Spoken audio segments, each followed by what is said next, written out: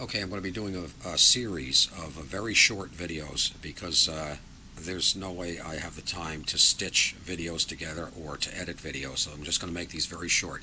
This is on converting the RP-168 to battery operation with FM stereo. This is how to install the parts. We're going to begin with the motor. Naturally, this thing's already been taken apart. You can see my other videos on the 9JY and so forth as far as removing getting it to this point. Obviously, you have to take off the changer, the platform out of the cabinet, and in order to do that, you have to take off the tone arm assembly, which briefly is you have to take off this part here by loosening this 1/4-inch screw and removing this assembly here. This is your trip assembly on the bottom of the tone arm. Pulling this off, removing the red and white wires, and then you can pull the tone arm out of the top of the changer. There's no other way to do it. You have to take the tone arm out before you can take the changer out of the cabinet. There's no other way to do it. The other thing you have to then do is to remove the turntable, and this one's already gone, but at the bottom of the turntable you have the 4-pointed gray metal colored star that has to come off with 2 set screws. Then after that's removed, under that 4-pointed star are 2 different sized E-rings that also have to come off. Then the turntable lifts out. Then at the top, your drive wheel, the 2-step rubber drive wheel, comes off by removing first this little clip, and then the drive wheel lifts off. Okay, now we begin here.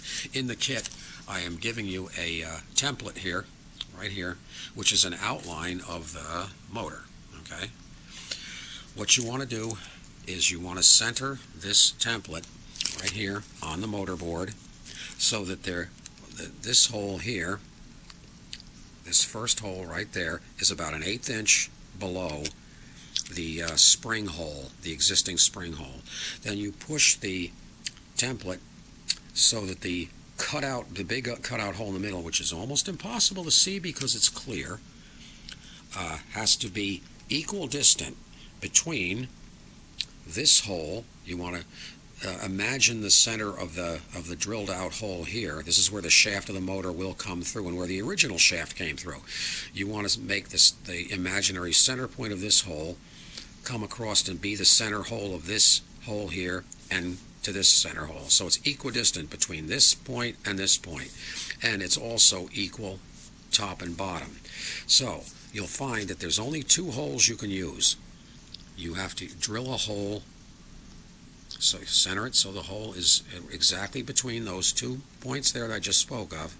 You're going to drill a hole here, right there, and right there. Skip this hole. Notice it's not exactly across. It's not diagonally opposed because you can't. There's no other way to drill the holes, no other place they'll fit and not obstruct something. So you want to put a hole here and you want to put a hole here, about an 1/8 inch hole, so that you can mount the motor, and it works just fine. And that's the motor mount, and we're going to get into the mounting the circuit boards in a while.